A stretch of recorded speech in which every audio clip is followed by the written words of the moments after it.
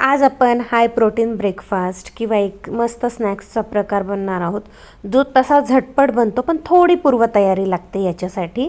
तर मी इथे 2 कप मूग आहेत, ते मी रात्री भिजवून ठेवले होते आणि रात्रभर भिजवल्यानंतर फक्त तांदूळ मी सकाळी भिजवले. 1 कप तांदूळ आहे, तो मी सकाळी भिजवला होता. 2 कप मूग असतील तर 1 कप तांदूळ असा रेशो घेतलेला आहे. आणि हिरवी मिरची घेतली आहे, त्याच्यात 3-4 लसणाच्या पाकळ्या. ॲक्च्युली ही डिश मी अचानक ठरवली म्हणून मी तांदूळ सकाळी भिजवला. आणि इथे जिरं घातलं आहे थोडंसं.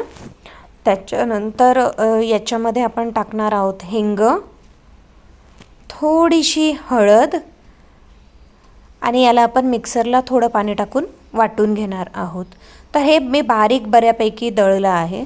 आता इथे थोडंसं दही घेतलं आहे, त्याच्यामध्ये जे आपण मिश्रण बनवलं आहे ना ते आपण टाकून घेणार आहोत.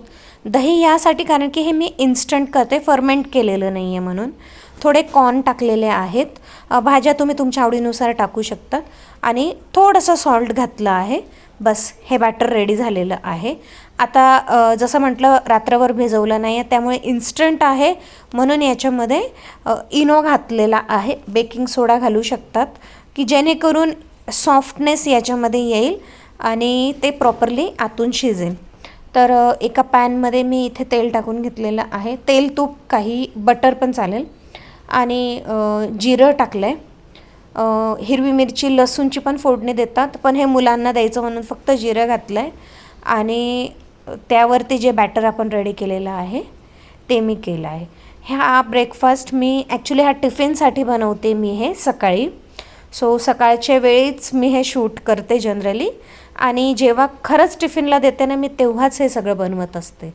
तर आता झाकून आपण शिजवून घेणार आहोत दोन्ही साईडने 10-10 मिनटं. एका साईडने 10 मिनटं आणि दुसऱ्या साईडने 5 मिनटात होऊन जातं, कारण की ते खूप लवकर होतं, इतका वेळ नाही लागत. हे जाड आहे म्हणून 15 मिनटं लागले. बारीक डोसा केला तर अगदी 5 मिनटातच डोसा रेडी होणार आहे. आणि बस तयार झाला आपला इन्स्टंट असा स्नॅक्स. तर खा, एन्जॉय करा मस्त.